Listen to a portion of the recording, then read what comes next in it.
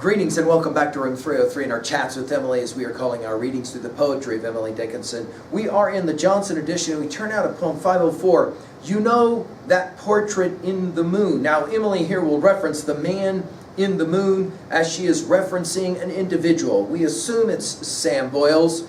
This takes us back to our study of poem 474. Sam, that editor of the Springfield Republican, Sam, who is traveling in Europe during the time that this poem is written, and we're going to ask if this is another one of Emily's love poems, or is it just a fun poem as she is missing her pal away in Europe and traveling. Now, the referencing in this poem to Ishmael of Genesis 21:10 will, I think, bear some weight.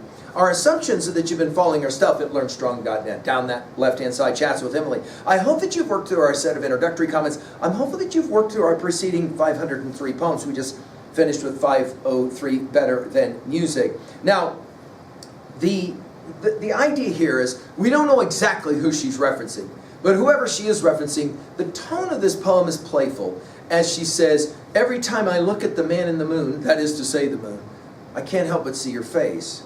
She says it this way, You know that portrait in the moon? So tell me, who 'tis like? The very brow, the stooping eyes, a fog for, say, whose sake?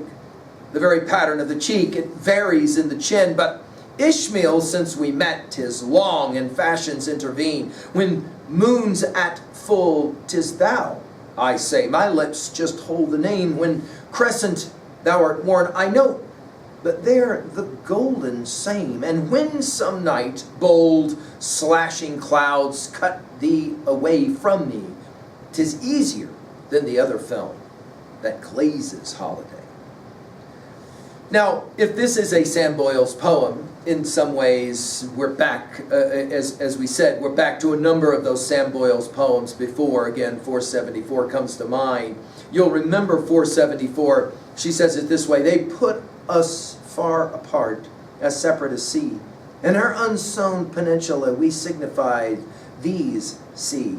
They took away our eyes, they thwarted us with guns. I see thee, each responded straight through telegraphic signs. With dungeons they devised, but through their thickest skill and their opacest adamant our souls saw just as well. They summoned us to die with sweet alacrity. We stood upon our stapled feet, condemned but just to see.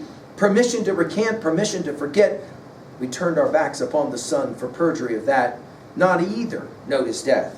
Of paradise aware, each other's face was all the disc. Each other's setting saw. Notice the face and the referencing of disc. Now the you know the portrait in the moon is either Sam Boyle, or whoever she sent this poem to, or shared it with if she did, or, and this is why, guys, we call our poems Chats with Emily.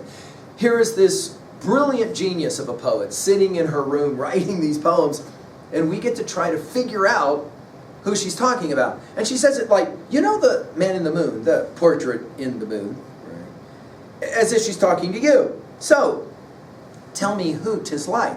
In other words, if there is such a thing as the man in the moon, then who does that face resemble? And she says, I got an answer. The very brow, the stooping eyes, a fog for, say, whose sake? In other words, when you look at the man in the moon, whose face do you see? She says, I know who I see. The very pattern of the cheek. Pattern takes us back to poem 375. It varies in the chin. Okay, the only difference between the moon and Sam Boyles is the chins, okay? But Ishmael, since we met, 'tis long and fashions intervene. Of course, Ishmael, the referencing here to Genesis 21:10. Ishmael, the other son of Abraham. Of course, this whole notion of Ishmael being released out into the wilderness. In other words, Emily is away from Sam, her Ishmael. And of course, we have to think about that famous opening line of a contemporary in Melville's Moby Dick, Call me Ishmael. Ishmael, of course, representing that which is away, right? Going on that long journey. When moon's at full, we're back to the moon again. 'Tis thou, I say, my lips just hold the name.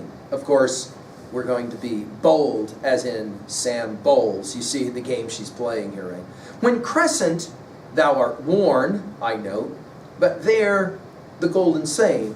In other words, when I look at the moon, I can only see your face. And when, some night, notice all these dashes here, bold, slashing clouds that are going to cover the moon's face, right?